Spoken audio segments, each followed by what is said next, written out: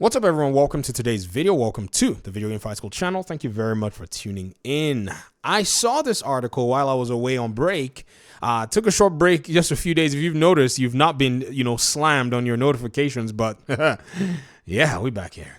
And shout out to Nervous Breakdown, audience member who actually tagged me in the article. I was looking for it, and all of a sudden, just an hour ago, they were like, "Hey, have you seen this article?" And I was like, "Yes, I did." And I was looking for it to make a video on it. So shout out to you, Nervous Breakdown. Apparently, Disney is pining or chomping at the beat for Bethesda to cook more Indiana Jones games, specifically machine games. Indiana Jones, according to this article and the Great Circle, was successful enough that Disney reportedly picked up the phone and wants more. Interesting. Now, as to sales, we don't know. Let's read the article. Let's see what's going on here. Indiana Jones and the Great Circle has been a pretty great play, but it's also been seemingly great success. As rights holder, Disney reportedly wants more indie games in the future. That comes courtesy of Windows Central journalist and leaker Jess Corden, who said he's heard that Disney picked up the phone and wants more Indiana Jones in an episode of the Xbox 2 podcast, weeks after Machine Games and Bethesda launched their own first-person take on the iconic Tomb Raider's adventures. Nice way to throw Tomb Raider in there for the SEO. Not bad. Just earlier this month, Lucasfilm's Games Vice President and General Manager Douglas Riley spoke about the possibility of more whip-cracking adaptations too. While nothing's officially in development, let's see that article. Oh, that's them. Games Radar. Indiana Jones and the Great Circle might not be the end of and as Lucasfilm agrees, there's a lot of space in between the films. Okay, so they're looking closely. Okay. While nothing's officially in development, Riley said the teams are always looking for great stories, and the good news is there's a lot of space in between the films where we could tell more and more Indiana Jones stories that I think will be super interesting. We don't have any official numbers for how well Indiana Jones and the Great Circle is doing now, but Circana's Matt Spacetella revealed that it was the second best-selling game in its first full release week in North America, trailing only to Call of Duty Black Ops 6, despite being available on Xbox Game Pass at launch. Our Indiana Jones review, blah, blah, blah, blah, blah, blah, blah, blah, blah, blah, blah, yabbity, bop, bop, bop, deep, da, bop. So, what's going on here? Let me give you my own guess. I think Disney looked at what was going on, having seen their own attempt at Indiana Jones storytelling, pretty much caused the fans to, have what I think is a kind of a, whiplash in terms of a reaction as to what they offered them. I'm not an Indiana Jones fan. However, I do remember looking at the Dial of Destiny reviews and such. Is that what it's called? The more recent one that they put out there? And it seemed like some Indiana Jones fans were not so pleased with it. Some Indiana Jones fans have said that they liked it. However, I think Disney is just watching, just to see a reception of what Indiana Jones will look like, because this is part of a $3 billion empire that they acquired from Lucasfilms a number of years ago. And how that has panned out for them has been mixed. You would think it would have been a home run and a slam dunk, seeing as, everything under those franchises were pretty much loved by their respective audiences. However, not what I'm seeing from the Star Wars fans and not what I saw from the Indiana Jones fans. So seeing Indiana Jones and the Great Circle appeal to the Indiana Jones fans, because it's their opinion actually I was very interested in, to be very honest. Because again, I'm a gamer. Sure, we can get an FPS game. Sure, we can play an FPS game. Sure, we can assess it. However, when I picked up the controller to play, I had already gone around to look at what Indiana Jones fans were saying, and they were saying this is very close to the adaptation of the movie.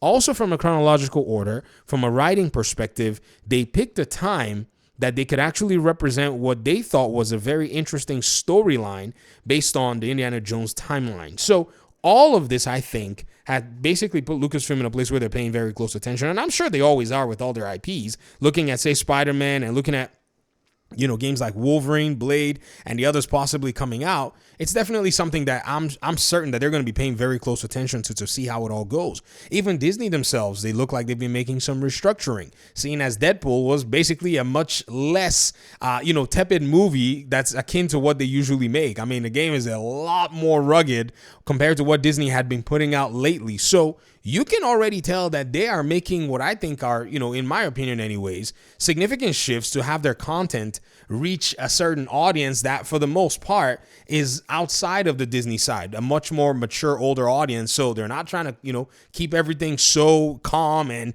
ESRBE. They're now willing, I think, more than likely to take things to other areas where they can serve a broader audience.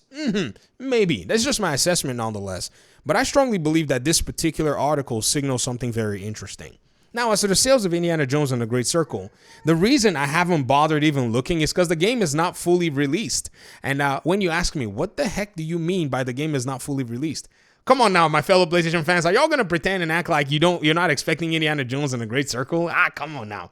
When the PlayStation release drops, then we're going to see the sales numbers in its full light, and I think that's when we're gonna get maybe a very good sense of what's going on. Now, estimates may have also already been drawn, seeing as the game is going to be going to Game Pass, seeing that it's available on PC and Xbox. I'm surprised that they're even having this conversation. If anybody remembers, I was actually wrong about my predictions about this game. I said this game was probably not going to sell well.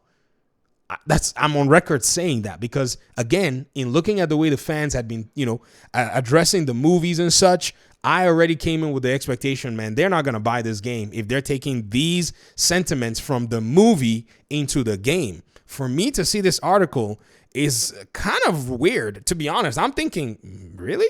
The game sold as good as it did? Now, it came out in the same month as no other game coming out, sure, and but basically following at the same time Call of Duty Black Ops 6 in that month. I mean, I don't know, bro. I'm kind of surprised. I gotta say, Matt Piscatella says this. He said this in his in a post on December 23rd. Anyways, don't usually post stuff about weekly rankings, but Indiana Jones and the Great Circle was the number 2 best-selling video game of the week, December 14th, in U.S. dollar sales, trailing only Black Ops 6 in that time. Astrobot went from being 11 that week to number 7 in the same week, same after the TGAs. Source is Circana's retail tracking. Okay. Pretty much. People started jumping at him. So, my OMG, Enthusiast Gaming message board, it's dollars, not units. And acquisition of a game via subservice is not a sale and therefore not included in any way for any of the best-selling title rankings. It says dollars right in the text. Sheesh. So, Matt Piscatella is not yet free from the hounds that are constantly very, very, in a sense, microscopic about everything that Xbox does. So, many people, I think people made a conclusion without looking very carefully into the gaming market, and they want their conclusions to be true.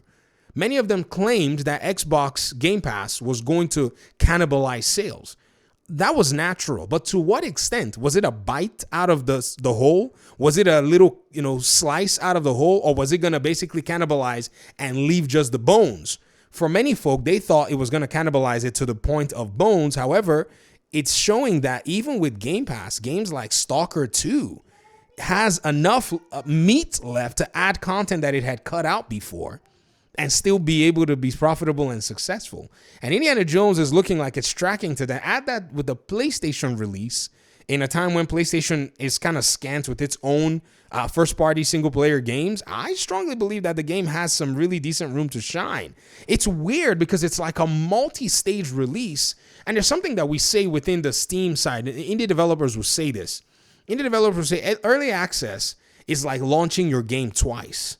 It gives you a really good, idea as to how people will receive the game. So I think Game Pass and Xbox and PC is kind of like the early access. And with the reception so far, I think it gives an indication that there really, simply is not going to be too much of a resistance when it comes down to them actually taking a look at the Indiana Jones game on PlayStation. I think PlayStation players are going to really like this game. I don't see any reason why they wouldn't.